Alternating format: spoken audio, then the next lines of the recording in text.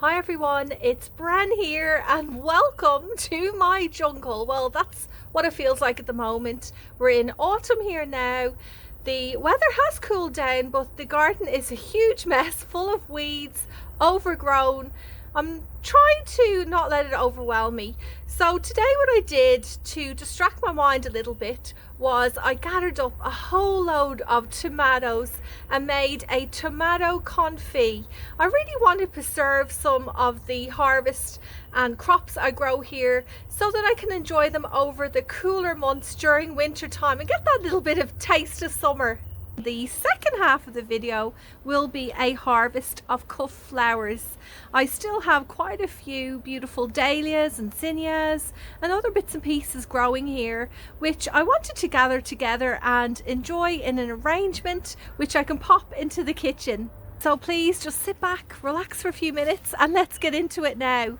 I've got so many of these little currant or cherry tomatoes growing around the garden that I was thinking today what I'll do is I'll pick a whole bunch of them to preserve, and the preserving method I'm going to go for today is a French one called confit. This is where you slow cook a food item in a liquid. I've gone ahead and picked this basket full of tomatoes, and believe it or not, this is only a portion of what's growing in the garden at the moment. I must have at least 20 plus of these plants which popped up everywhere back in spring, and you know what? I just let them grow where they wanted, and here's my reward. Today I'm going to be confiting these little tomatoes in olive oil. I know olive oil can be very expensive, at least here in Australia it is. So what I do is I buy it in bulk. You can get this from, you know, your local supermarket, and it's much more economical buying it in a big container like this. Now, before I go and give these all a good wash and remove them from the truss, I'll pick a few sprigs of this rosemary too. They're now all washed. I just pop them in this baking dish along with the rosemary. I'm going to add some elephant garlic. I'll chop a couple of these large cloves up. Remember, this is actually not a true garlic, it's more closely related to the leek family. We're all set now to add a layer of olive oil. I think this area must be on a little bit of a slope because the oil's kind of coming down to this end, but once it's in the oven it will flatten out. Now this is where you need to be a little bit patient because you need to pop this in the oven for about 1.5 to 2 hours at a very low setting. I like to put it on at about 130 degrees Celsius. This is what it looks like now. It has been in the oven for approximately 2 hours. I did leave it on the bench top just to cool down to room temperature, which is the way it's recommended to be before you put it into the sterilized jars. But what I really like is how the tomatoes retain their shape.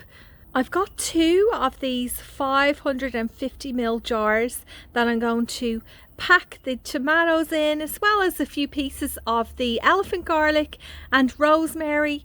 Now these were on the stove top boiling for a few minutes. That's how I sterilize them, and I find that this method works really well. I do include the lids in that boiling process too, so that everything is really clean and full and free of any bacteria or germs. What you'll notice here is that I've almost filled this jar up to the top with the tomatoes, but I have left a little bit of space, and that is because I'm going to fill the remaining section up with olive oil. It just gives it a good seal and helps with the preservation of the confit.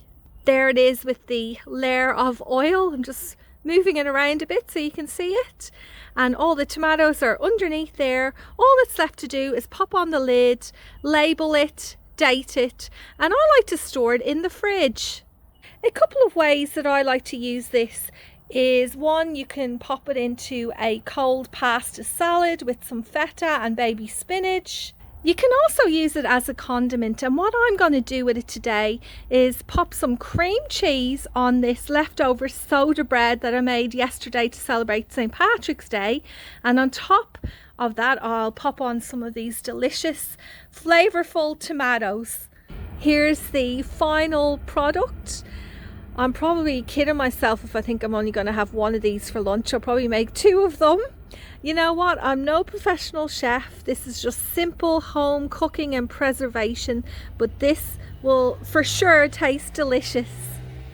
This is a dahlia variety called Ken's Gold. It will be the first flower that I'm going to pick today. Here's an interesting fact that you may not know about dahlias. So they are one of those plants, one of those flowers that after you cut, they do not continue to open up. So it's always a good idea to pick the flowers when they're open. But if you do end up picking any that are in the bud stage like here, well, that's just not going to do much once you have it in the vase indoors. I like to remove all of the bottom foliage. You can do this using your secateurs, where you individually cut off the side shoots. But a easier and quicker way of doing this is just grabbing your hand like this and pulling it along the stem, and then you just get a real quick clean stem that way. Sometimes I get the gilts picking flowers because I often find little creatures like that ladybug, or further down over here you can see a little spider who has built its web on these stems and petals. I feel like I've kind of disrupted them a little bit, but you can always give them a little helping hand by removing them from the cut flowers and placing them elsewhere on the plant that they came from. I know it will mean that this little spider will have to build a home again, but it's much better than them getting stuck inside my house. Over here by the entryway into the cut flower garden, I have one of my all-time favorite autumn flowering plants. It's this, a Mexican sunflower.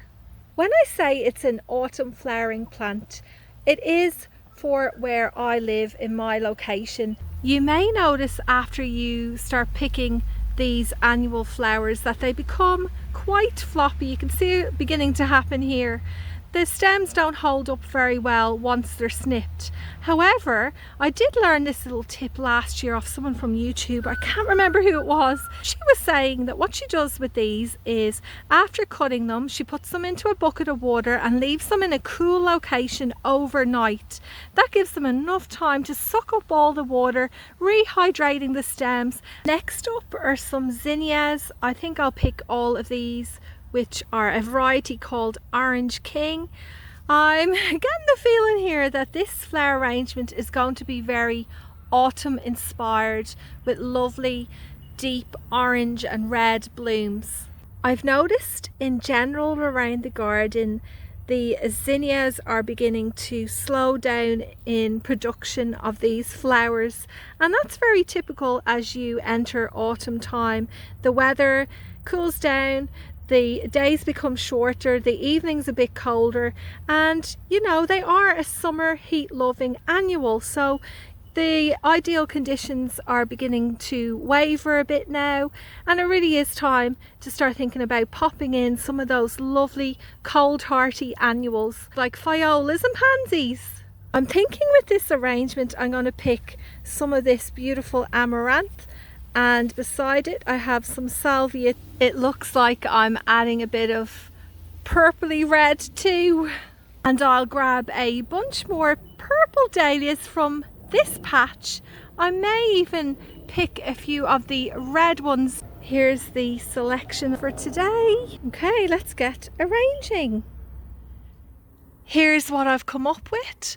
I have to say I'm surprised actually, because I think this is one of my favourite flower arrangements I have done this year, and the reason for my surprise is the fact that so many of the blooms are really dark in colour.